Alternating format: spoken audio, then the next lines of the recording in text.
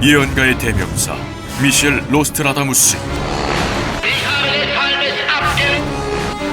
서양에 노스트라다무스가 있다면 우리나라에도 격암유론, 송화 비결과 같은 대표 예언서들이 존재한다.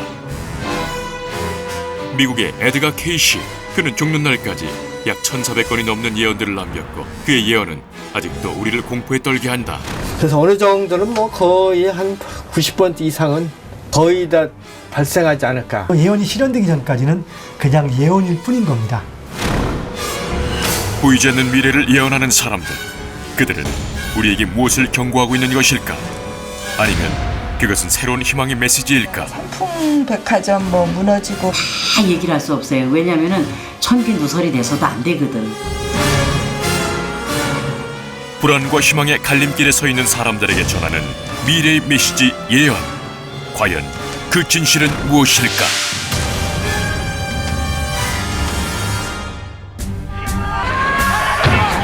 전 세계를 경악하게 만들었던 일본 대지진, 위태로웠던 중동 사태, 유럽의 재정 위기, 김정일 사망 등 한 치 앞도 내다볼 수 없었던 2011년.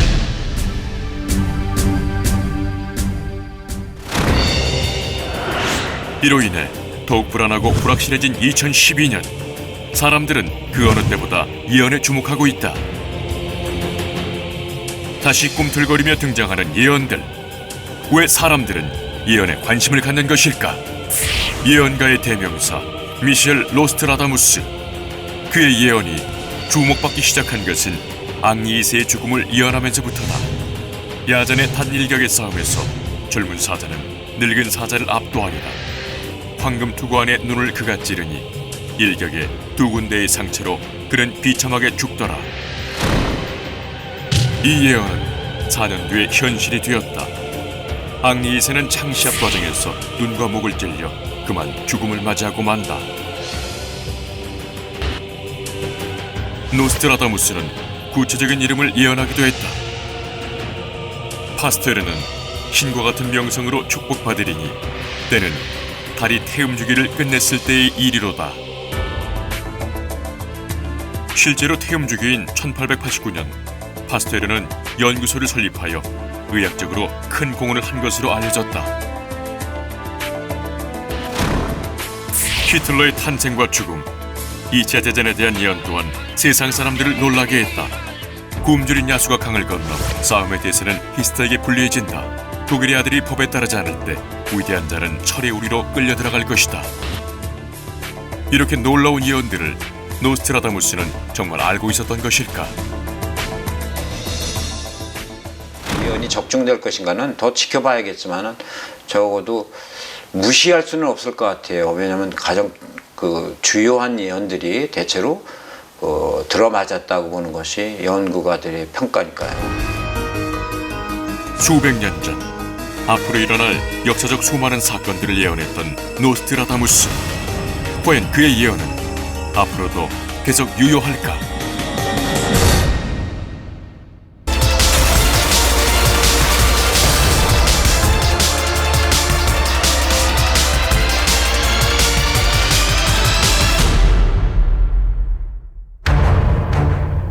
서양에 노스트라다무스가 있다면 우리나라에도 정감록, 격암유론, 송화 비결과 같은 대표 예언서들이 존재한다.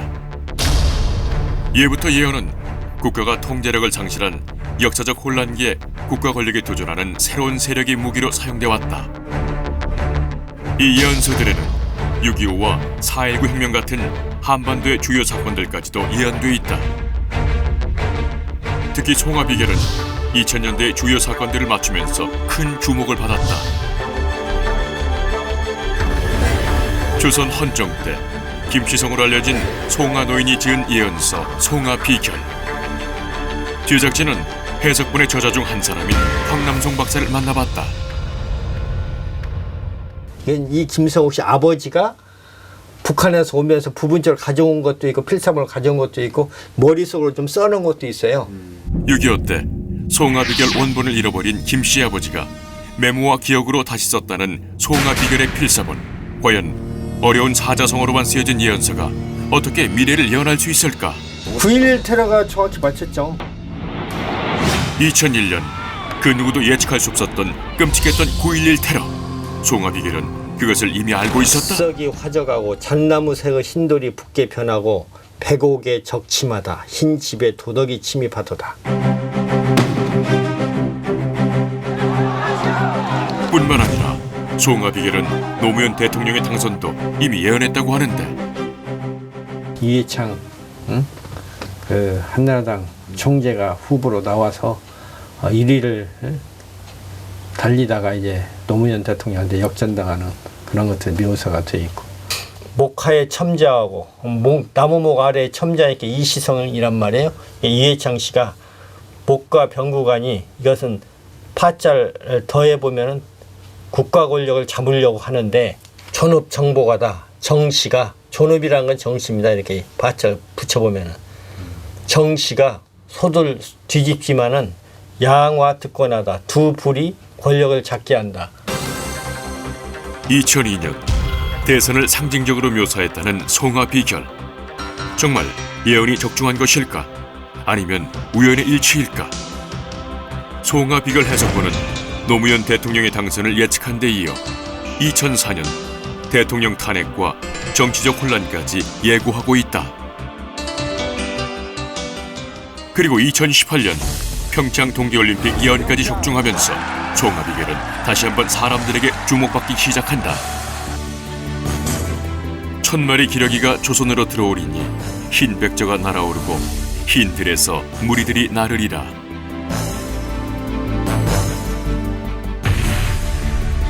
(1845년에) 태어난 송환호인은 어떻게 이런 먼 미래 일들까지 알게 된 것일까? 2015년까지 한반도의 미래를 암시해놓은 송화비결. 과연 송화비결의 예언들은 얼마나 적중할까? 이게 다 맞으면 큰일이니까 그럼 사람들이 다 그대로 준비할 거 아닙니까? 연도는 뒤죽박죽 해놓고 언젠가 일어날지는 모르지만은 대충 일어나게 그 만들어 놓은 책이라고 봐요. 미래를 암시하는 미지의 눈, 예언서. 그런데 동서양을 막론하고 예언서들의 공통점이 있었다. 왜 예언서에는 안 좋은 이야기가 더 많은 걸까? 끊임없이 전쟁과 죽음, 사건과 사고들을 예언하고 있는 이유는 무엇일까? 나쁜 일이 일어나더라도 좀 순하게 일어나게 만들 수 없을까? 또 세상 사람한테 피해를 덜 줄 수 없을까? 나쁜 게 발생되는 걸 반대되는 게 만들어지는 겁니다. 그래서 이걸 서로 견제와 균형을 시켜주기 위해서 예언서를 쓰는 거죠. 그런 목적 속에서. 그리고 또 하나의 미스터리. 왜 예언서들은 짧은 시나 사자성어와 같은 어려운 문장으로 적어놓은 것일까? 어떻게 보면 하늘의 청기라고 볼 수가 있는데 그 청기라는 걸 바깥으로 누설 많이 하면은 반대되는 게가 본인을 때리거든. 때리면 본인이 해를 당하니까 추상적으로 쓰는 거고. 그렇다면 송화비결의 해석을 전문가들은 어떻게 받아들일까? 송화비결에 사람들이 이제 존업이라는 것을 정몽준으로 해석을 하는데, 네, 거기에 대해서 이제 어떤 의견을 갖고 계신지. 존업을 꼭 정시로 볼 수가 없습니다. 존귀한 업이라 그래가지고 이거를 황제가 사는 업, 수도 서울로 해석할 수도 있고 정시로 해석한다 하더라도 수백만 명이 되는데 반드시 정몽준이라고 이렇게 할 수가 없거든요. 그거는 말이 안 되는 겁니다. 그리고 네. 양화 득권이 있고 네네. 화려하게 이거 두 개가 있어요. 네네. 양화를 갖다가 지금 그 사람들이 일부 사람들이 촛불 시인이 붉은 악마니 그거는 말이 안 되는 것 같고, 네. 제가 볼 때 이거는 자의적인 해석인 것 같고, 권세를 잡은다고 그랬잖아요. 양화 득권. 네네. 그 노무현 대통령이 잡았잖아요. 그리고 리어자를 로로 보고 노무현 대통령으로 본다면은 첫 번째 화가 될 거고 첫 번째 불이 노무현이 될 거고, 네. 두 번째 불은 개가 되니까, 네. 만약에 그 개자가 그런 사람이 없다면 앞에 있는 리어자를 노무현으로 볼 수가 없습니다. 일부에서는 수수께끼처럼 쓰여진 문장들 때문에 해석하는 사람들에 따라 그 의미가 얼마든지 달라질 수 있다고 주장하는데, 하지만 현대에 와서도 여전히 새로운 예언가와 예언들은 계속 등장하고 있다. 20세기의 노스트라다무스라 불리는 미국의 에드가 케이시. 그는 죽는 날까지 약 1400건이 넘는 예언들을 남겼고 그의 예언은 아직도 우리를 공포에 떨게 한다. 루스 몽고메리, 화성인 보리스 카, 와킨스, 존 티도 등 수많은 예언가들이 남긴 메시지는 과연 이루어질까? 그렇다면 대한민국의 예언가들은 우리에게 어떤 미래를 전해줄까? 제작진은 자신만의 독특한 방법으로 예언을 하는 사람들을 직접 만나봤다. 제일 처음 만난 사람은 수리연구가 임선정 씨. 옥수에 대해서 이산가족 상봉, 2002년 월드컵 4강 진출, 노무현 대통령과 이명박 대통령 당선 예언으로 언론에서는 유명한 예언가였다. 근거 없이 예언하신 건 아니죠. 그럼요. 우리나라의 구분이나 이런 걸 다 보고 한 얘기인 거지요. 임선정 씨의 예언 방법은 수를 이용하는 것. 도대체 은행은 어떻게 수를 읽는다는 것일까? 괴를 잡는 거는 주역에서 상계와 학회를 잡아가지고 그 돌아가는 그 운세를 저가 괴상으로 판단을 하기 위한 하나의 그 방법으로 쓰고 있어요. 이런 간단한 숫자만으로 그 수많은 예언들이 가능했다니 놀라울 따름이다. 그렇다면 임선정 씨가 본 2012년은 어떨까? 2012년도는 대변혁, 대개혁하는 때다 그랬거든요. 대인이 숨고 소인이 난장을 만드는 그러한 괴가 보여가지고 2012년 총선과 대선은 과연? 용천박이다 그랬어요. 하늘은 박을 쓴다, 밝음을 쓴다라는 얘기예요. 박이라는 거는 박씨라는 것도 있고 밝음을 쓴다는 얘기도 있고. 취재 도중 제작진은 오래전부터 사스와 조류독감, 신종 인플루엔자의 등장을 예언한 예언가가 있다는 제보를 받았다. 제작진은 곧바로 예언가가 살고 있는 충북 제천으로 향했다. 조용한 산 아래 절에서 살고 있다는 예언가 송백도인.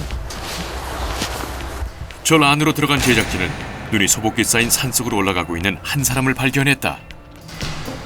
바로 그때 하얀 한복 차림의 여인이 무언가를 먹고 있었는데 그것은 바로 눈이었다.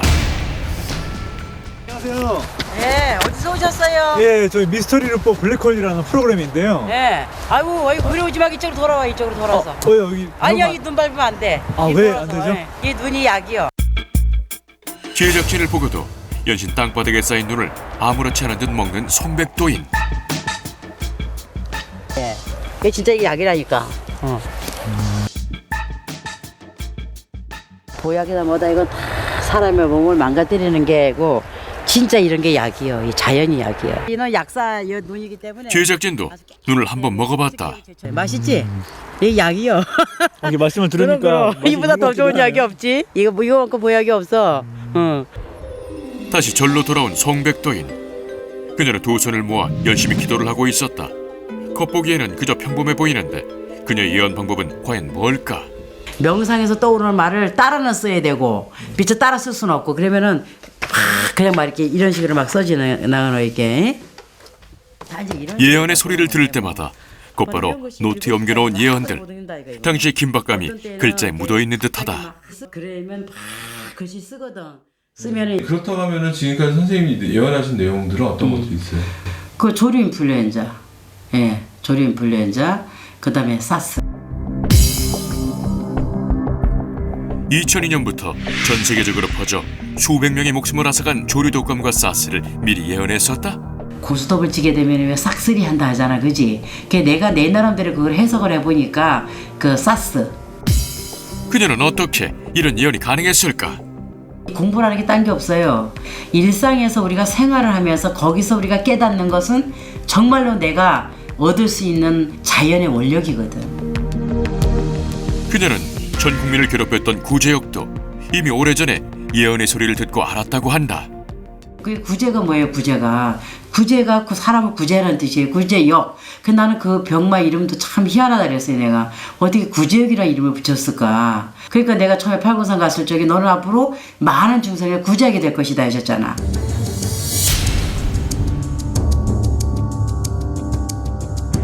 그렇다면 송백도인이 예언하는 2012년은 어떤 모습일까? 올해 2012년에는 이제 우리 인류에게 병마 세상이 오니까 그 인류의 병마 세상이 올 때를 대비해서 너는 중생을 구제하라 하셔서 내한테 이런 하늘의 공부를 시키시고 미래를 볼 수 있는 그런 능력을 주셨지 않나 이렇게 생각합니다.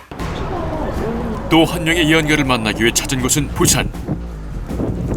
제작진이 이곳에서 만난 사람은 바로 한때 인터넷을 떠들썩하게 만들었던 빵상 아줌마 황선자 씨였다.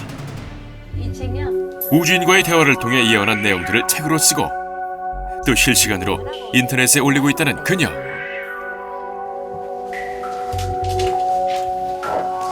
우주 창조신 실시간 메시지 요겁니다. 요거. 여기 입력하는 게 날짜도 적혀 있잖아요. 여기 있잖아요. 인터넷. 북한 김정일이 건강은 매우 위험하다. 정말 그녀는 우주신과 대화를 하고 있는 걸까? 평범한 아줌마가 어떻게 실시간으로 지구 대예언을 합니까? 이제 우주 창조신이 제 몸에 자동으로 들어왔다 계신다고 생각하시면 됩니다. 우주신이 몸 안에 있다? 제작진 앞에서 곧바로 우주신을 불러보는 그녀. 무언가를 열심히 써내려가는데. 누구세요? 우주신이다. 나는 하늘에 누구 인간들이 비교를 하면 남자니라. 이 존재는 여자지만 이 존재 몸에 들어오면 남자 톤으로 좀 가라앉는다는 걸 알라. 2012년을 어떻게 예언하시나요? 2012년은 종말이 절대 없다는 것을 알라. 다만 지구 정화작업원이 있도다. 지진 해일과 대홍수는 있다는 것을 알라. 잠깐. 그 문 닫아버려. 언니, 잠깐만 저예요. 들어와요. 언니 저 안쪽에. 선생님이신 이제 저예요. 바로 그 사람은 나는 자동이다 했잖아. 내 몸이 자동이야. 2012년에는요. 그 총선도 있고 대선도 있잖아요. 그런 것도 혹시 예언이 가능하실까요? 그건 기본이지. 지금 이 존재 예언이 적중한 게 99%이기 때문에 지금 예언에 모든 관심을 갖고 있기 때문에 그건 민감하기 때문에 적나라하게 공개를 못한다.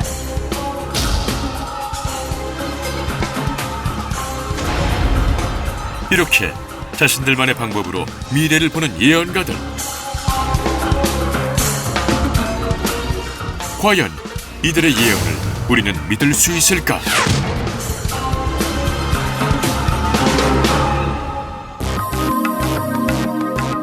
제작진은 예언에 관한 의문점들을 찾던 중 인터넷에서 미래를 예언하는 사람들이 있다는 것을 알게 됐다.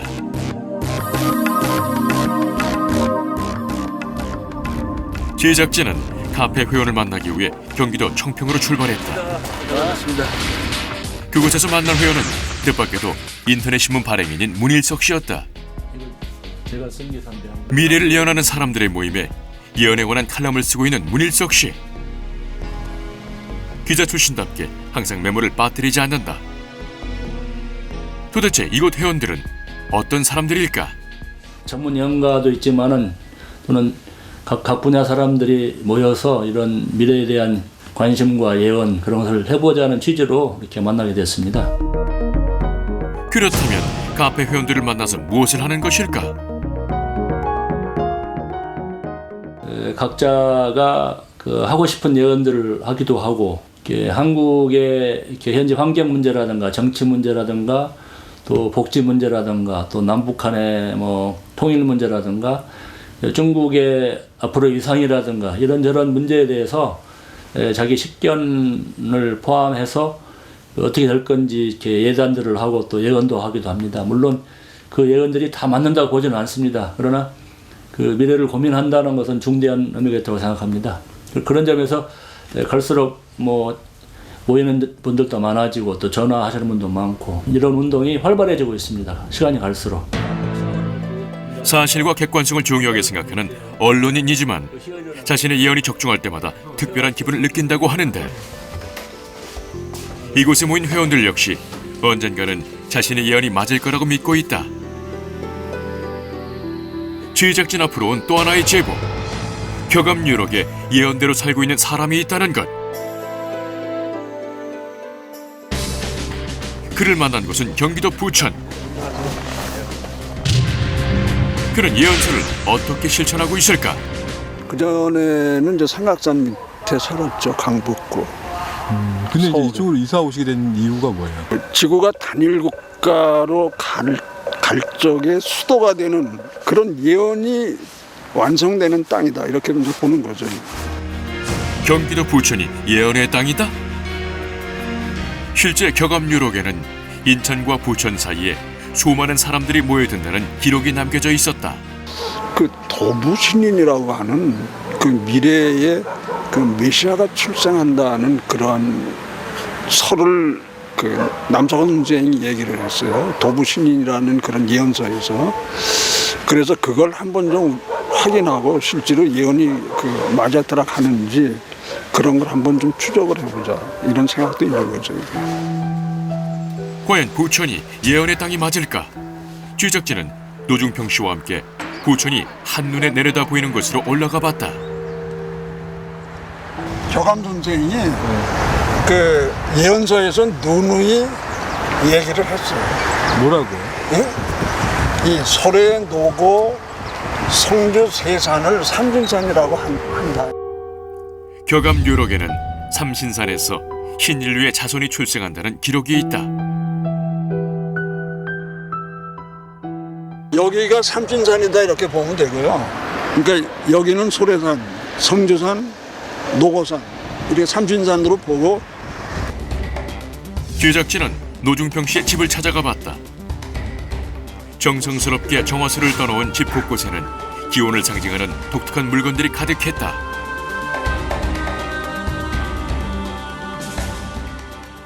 이거는 일종의 그 정화장치예요. 정화장치. 예언이 실현돼야 한다고 보는 측면이 있고, 그 다음에 우리 최고의 인류의 조상에 대한 예의를 갖춘다는 측면도 있고. 노중평 씨는 제작진에게 무언가를 꺼내어 보여주었는데 그것은 바로 격암유록이었다. 근데 이거는 교감 선생이 서원으로 통일이 된다고 그랬으니까 세계 평화의 도시 조감도죠, 이게. 그 다음에 여기는 계양산인데 우주 안테나가 이제 들었을 때를 이렇게 마고교를 세우기 위해서 이미 마고 헌법이라는 걸 만들었어요. 그런데 이것은 어디선가 많이 본 듯한 건물이다. 국회의사당을 국회를 휴전선 쪽으로 지어서 보내고, 그리고 이 건물에다가 세계 종교청을 들여앉히자 하는 그런 취지로 만들어 놓은 거죠. 이게. 지금 우리가 알다시피 이게 국회의사당인데 여기 맨날 우리가 싸우기만 하잖아요. 이게 다 내쫓고 여기다 이제 종교청을 만드는 거죠. 이게 전 세계. 이 마크는 기독교, 불교 뭐 이런 게 다 들어간 거예요. 이게 이 마크는. 노중평 씨가 이토록 격암유록을 믿고 따르는 이유는 무엇일까? 교감 선생은 예언만 해놨을 뿐이지 그 실천하는 건 그 후대 사람들이 실천하는 거 아니에요. 그럼 앞으로도 계속 예언을 믿고 실천하실 계획이세요? 그럼요. 그러니까 우리가 콘텐츠를 만든다는 거예요. 국가의 신세에 안 지고 또 타인의 신세에 안 지고 우리가 그 자급자족해서 하자. 그건 콘텐츠밖에 없잖아요. 어쩌면 예언은 불확실한 세상과 인간의 두려움이 만들어낸 것은 아닐까. 하지만 아직도 풀리지 않는 질문들은 여전히 남아있다. 미래를 경고하는 예언의 메시지들, 우리는 어디까지 믿어야 할까? 예언이 진정으로 우리에게 전하고 싶은 메시지는 과연 무엇일까? 예언들이 현대 본인들의 이치나 사리를 볼 때 어느 정도의 타당성이 있는가 없는가를 보고 한 번씩 이렇게 봐도 관심을 갖고 지켜보는 것 자체는 좋습니다. 그러나 현재 예언들이 아까처럼 규칙적으로 100% 맞는다는 보장성을 100% 가지고 있는 게 아니다 보니까 그걸 이용해서 아니면 그걸 통해서 뭐 모든 걸 너무나 대비한다든가 이렇게 빠져가지고 어떤 불이익을 당하지 않았으면 하는 바람입니다. 노스트라다무스는 아들에게 보내는 편지에서 이렇게 말했다. 내가 세상을 떠나거든 신의 뜻에 따라 내게 계시된 이 예언을 후세에 전하여 사람들을 이롭게 하거라. 과연 예언은 우리의 미래를 희망으로 바꿀 수 있는 신의 메시지는 아닐까?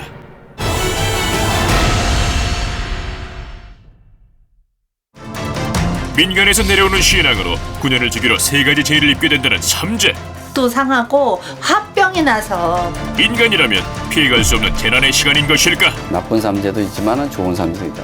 스위찬 시련이 닥치는 겨울과 같은 삼재. 그러나 누군가에겐 전화위복의 기회가 될 수도 있다는데 오히려 좋은 일이 좀 더 많았었던 것 같은데요? 나쁜 일이 없고 다 좋아서 나에게 계속되는 행운은 복삼재 때문인가? 미스터리한 삼재의 비밀을 풀어본다.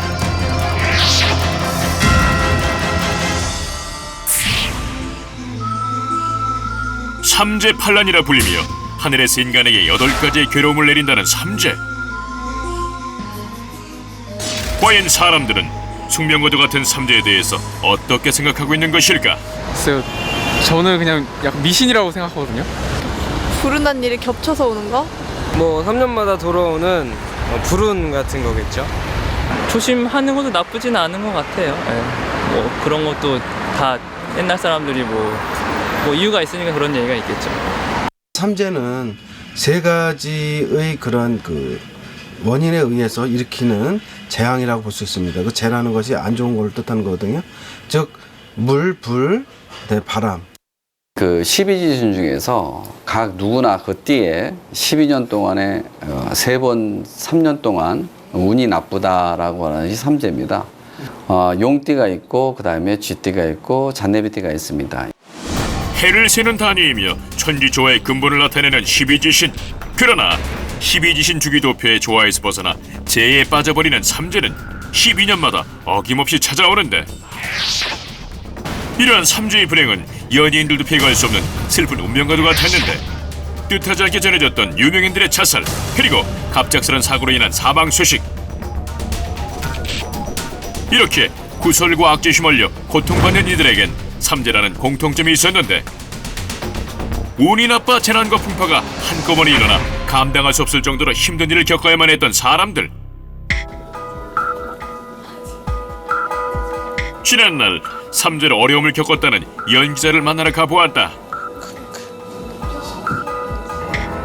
안녕하세요.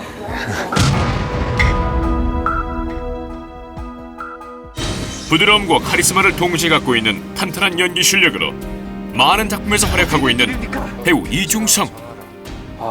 이 삼재가 시작되던 시기에 폐렴이 2번 있었고 원형 탈모가 있었고 전에 냈던 싱글을 정말 열심히 막 머리에 탈모 생길 정도로 열심히 해서 준비를 했는데 이렇게 준비하고 노력한 만큼의 반응이 없어서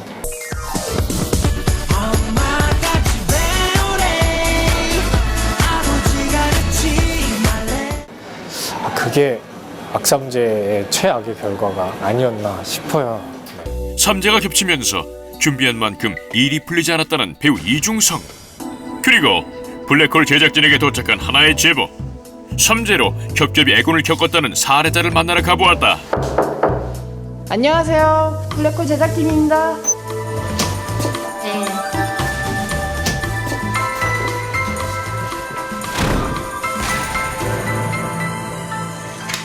아침에 눈을 뜨면 집안 청소부터 시작해 매일매일의 일상이 반복되며 하루를 지극히 평범하게 보냈다는 김현옥 씨. 평온하게 한 10년 넘게 살다가 삼재가 들어오는 해부터 신랑하고도 싸움이 있고. 당신 요즘도 화장실 청소도 않고 이게 뭐야 지금 이거? 니 또 어디 나가다 보는 거야 지금? 당신 왜 그래? 마음과는 다르게 자꾸만 엇나가는 말로 부부싸움이 끊이지 않았다는 김현옥 씨. 작년 같은 경우 한 달 나고 한 달 만에 또 그렇게 사고가 나서 폐차 지경까지 가서 이해할 수 없는 사고의 연속. 과연 당시의 상황이 얼마나 심각했는지 담당 경찰서를 찾아가 보았다. 양방향 비보 좌회전에서 전방 녹색일 때 좌회전하면 되는데 당시 사고가 났었던 사거리. 거의 여기 보다시피 완전히 직선도로예요. 그래서 반대편에서 오는 차가 안 보일 수가 없기 때문에 흔히 일어나는 사고는 아니에요. 정말 삼재 애군이 발동해 벌어진 사고란 말인가? 10년 이상의 무사고 운전 경력을 가지고 있는 김현옥 씨. 평소에도 안전거리 유지와 서행 운전으로 모범 운전을 실천하고 있었다는데, 그러나 이상하게도 사고가 일어난 날에는 앞에서 직진해 오는 자동차를 발견할 수 없었고 그대로 사고로 이어지고 말았는데, 과연 삼재는 피할 수 없는 것일까? 그리고 또 한 명의 제보자를 찾아가 보았다. 그녀를 만난 곳은 어느 무덤가. 추운 날씨에도 불구하고 맨손으로 눈을 털고 있는 한혜숙 씨를 만날 수 있었다. 그녀는 무덤가에 소주를 뿌리며 무덤의 주인에게 인사를 건네고 있었는데, 엄마 나왔어. 재밌어? 미안해 이렇게 와서. 갑자기 울음을 터뜨리는 한혜숙 씨. 이곳은 한혜숙 씨의 어머니가 잠들어 있는 곳이라고 하는데, 차디찬 곳에 누워있는 어머니를 찾아온 그녀. 과연 이 여인에겐 무슨 사연이 있는 것일까? 미안하다는 한마디를 잊고 한참 동안이나 서럽게 눈물을 흘리는 한혜숙 씨. 끝내 어떤 말도 잊지 못하고 깊은 슬픔에 빠져 눈물만 떨구고 있는 그녀. 어느덧 해가 뉘엿뉘엿 밤을 향해 가고 있지만 그녀는 자리를 떠나지 못하고 있는데, 과연 어떠한 가슴 절절한 사연이 있기에 그녀는 크게 소리내어 울지도 못하는 것일까? 그냥 힘들 때마다 와요. 삼재 때문에 더 안 좋고 남편하고도 그렇게 됐고 엄마도 나 때문에 그렇게 된 것 같고. 어머니의 갑작스런 죽음의 원인은 바로 자기 자신? 제 삼재 시작되자마자 그랬죠. 과연 이 모든 것이 삼재 때문인 것일까? 할 말도 없어요 엄마한테.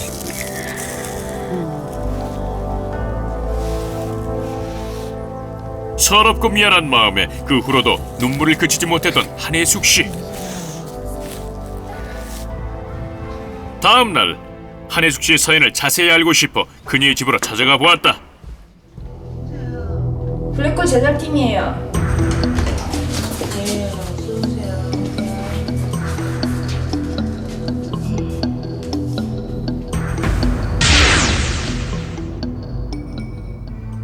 옷걸이 위에 아무렇게나 걸쳐져 있는 옷가지들. 언제 청소했는지 모르게 정신없는 집안 풍경. 그러나 그녀는 이미 삶의 의지를 잃고 강아지들만이 그녀의 위안이라고 하는데, 도대체 그녀에겐 어떤 일들이 일어났던 것일까? 그냥 아픈 거죠. 몸이 그냥 아파요. 모든 서서 맨날 뜯기고 꼬이는 하는 일마다 꼬이고 장사를 해도 꼬이고 그랬었어요. 자꾸 부닥치는 거죠 돈 때문에. 남편하고는 그래서 결별했어요. 도저히 안 되겠다 싶어서. 병명도 없이 온몸이 여기저기 아파 이제는 하루도 약 없이는 살 수 없다는 그녀. 그러나 그녀에게도 행복한 시절이 있었다는데, 삼재의 불행이 닥쳐오기 전 빼어난 미모로 남편이 한눈에 반했다고 한다. 지금은 그때가 언제였는지 모를 정도로 망가져버린 몸매. 삼재를 겪고 나쁜 일들이 겹치면서 스트레스로 인해 15kg이나 살이 쪘다고 한다. 이래저래 그렇게 아픈 상처 겪고 오빠는 사고를 튀고 자꾸 만나는 애인마다 사고가 나니까 한 사람은 뭐 혈관이 터져서 병원에 실려가고, 함께 지내는 사람은 화마가 핥히고 지나가게 되고, 건강했던 사람도 한순간에 병원 신세를 지게 만드는 무서운 삼재의 불행. 다 저 때문에 주변이 안 좋아지는 것 같아요. 그래서 무섭기도 하고 두렵고. 그렇다면 이 모든 불행의 씨앗이 삼재에서부터 시작하는 것일까? 특별한 이유도 없이 단순히 시기가 나쁘다는 이유로 이렇게 무서운 일들을 겪어야만 했던 사람들. 크고 작은 재난과 재앙 속을 맨발로 걷고 있는 이들이 말하는 삼재. 그렇다면 삼재의 불운을 이겨낼 방법은 없는 것일까? 삼재를 막을 수 있는 방법이 어떤 것이 있는지 직접 검색해 보았는데 각 지방마다 사람마다 다양한 삼재풀이를 하는 방법을 찾을 수 있었다. 우리 조상들은 다양한 방식의 그런 삼재에서 벗어나기 위한 장치들을 많이 썼는데요. 그러한 중에서 제일 좋은 것이 가장 많이 사용했던 것이 부적이라고 할 수 있겠습니다. 삼재풀이는 삼재막음이라고도 부르는데 먼저 재를 위한 정성스러운 음식을 마련한다. 그리고 삼재 드는 사람이 평소에 입던 속옷을 미리 준비하여 속옷에 희주를 적어놓고 북어와 함께 7줄로 매듭을 지어 앵무리를 한다. 이렇게 준비된 것들은 뜨거운 불길 속에 넣어 재가 될 때까지 남김없이 태운 뒤 삼재 애군을 제압하는 힘을 갖고 있다는 부적을 몸에 지녀 애군을 없앤다. 부적만 가지고 있다 그래가지고 그런 안 좋은 일이 다 극복된다는 건 아니에요. 근신하고 몸가짐을 하고 항상 주의를 하고 하면은 모든 일이 그 안 좋은 일은 있을 수 없는 것이거든요. 훨훨 타오르는 불길 속에서 모든 애군과 불운이 함께 재가 되어 사라지기를 기원하는 사례자. 12간지에 따라 누구에게나 9년 만에 닥치는 환란, 삼재. 항해하는 돛담배에 몰아닥친 풍랑과도 같은 인생의 극적인 순간. 그러나 일기예보를 주시하듯 인생의 파장을 미리 헤아리면 세찬 풍랑에도 무사히 항해를 마무리할 수 있을 것이다.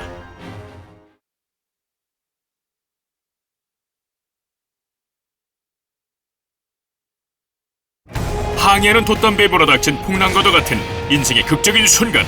그러나 인생의 파장을 미리 헤아리면 세찬 풍랑에도 무사히 항해를 마무리할 수 있을 것이다.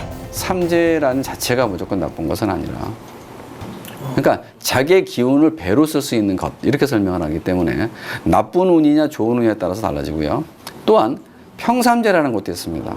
그러니까 3년 동안 아무 일도 벌어지지 않는 경우가 있고, 나쁜 삼재도 있지만 좋은 삼재도 있다라서 삼재, 복삼재 걸리신 분은 의외로 그 시기에 이제 복권이 당첨된다거나 뜻하지 않게 취직이 잘 된다거나 아니면 뜻하지 않게 좋은 인연을 만난다거나 이렇게 될 수도 있죠. 삼재는 3가지 종류로 나눌 수 있으며 삼재의 종류에 따라 운이 크게 달라질 수도 있다. 이명박 후보의 당선이 복삼재의 대표적인 케이스로 꼽히는 사람은 다름 아닌 2007년 대한민국 17대 대통령으로 당선된 이명박 대통령. 이렇게 삼재임에도 불구하고 그 어떤 시기보다 승승장구하며 활발한 활동을 펼치는 사람들도 있다는데, 현재 복삼재를 보내며 행복한 비명을 지르고 있다는 연예인을 찾아가 보았다. 네, 안녕하세요. 요즘 나는 하수다에서 정봉투 역할을 맡고 있는 개그맨 고명환입니다. 반갑습니다. 안녕하세요. 대한민국 대표 코미디언으로 수많은 프로그램에서 웃음을 전달하고 있는 개그맨 고명환. 저는 제가 삼재인 줄도 몰랐고요. 네, 그 인터뷰 오셨다 그래가지고 처음 들었습니다. 돌이켜보면 힘들었나 하는 생각은 있는데, 그 힘들었던 게 뭐냐면 뭐 안 좋은 일 때문에 힘든 게 아니고 일이 많아서 힘들었거든요. 운동하고 책 내고 닭가슴살 회사 만들고 뭐 뮤지컬하고 드라마하고 막 그랬습니다. 최근 바쁜 일상에서도 규칙적인 운동으로 명품 복근을 선보이며 건강한 몸을 만드는 비법을 전수하고 연기 활동까지 펼치고 있는 고명환. 프로그램도 잘 느낌이 좋더라고요. 근데 역시나 첫 회 방송 나고 난 다음에 아주 난리가 나서 지금 아주 좋은 상태입니다. 모든 아이디어가 빛을 발하고 많은 사람들에게 사랑받는 개그맨으로 거듭났던 시점은 바로 삼재 기간. 그러나 이 모든 악재를 물리치고 우뚝 선 고명환. 지금 생각하면 오히려 좋은 일이 좀 더 많았었던 것 같은데요.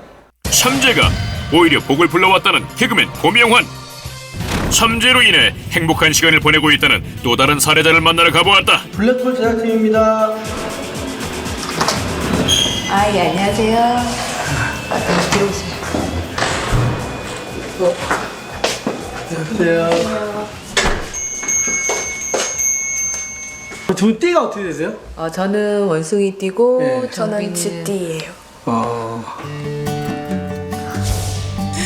모녀가 함께 삼재인 가족. 과연 이들에겐 나쁜 일이 전혀 없었던 것일까? 공부하는 딸을 위해 간식을 챙겨주는 엄마. 틈틈이 학교 공부도 봐주고 마주 앉아 소소한 대화도 하는 모습이 정말 보통 집안 풍경처럼 보이는데. 근데 두 분 다 삼재라고 들었는데 이 표정이 이렇게 밝으세요? 그런가요? 뭐 아니 나쁜 일이 없고 그냥 예, 전체적으로 그냥 다 좋아서 네. 2010년 들어오기 전에 뭐 삼재라는 게 있는데 굉장히 좋을 것 같다라는 얘기를 2010년 되기 전에 들은 적이 있어요. 그래서 좋을 건가 기대해 봐야지 뭐 이런 거가 좀 있었죠. 모녀가 함께 삼재를 맞았지만 오히려 좋은 집으로 이사를 오게 되었고 하던 일도 잘 되어 회사에서는 많은 상장도 받았다는 서미숙, 최정빈 모녀. 일과 가정 모든 것에 부족함이 없어 보였다. 40이 됐을 때 서류 심사에서 밀렸어요. 나이가 많다는 이유로. 근데 2010년이면 제가 43인데 그때 기회가 왔고 오히려 나이가 많은데도 발탁이 되는 행운이 있었기 때문에 나이가 많아 기대하지도 않았던 인사발령. 그러나 떡하니 진급에 합격을 하게 되었다고.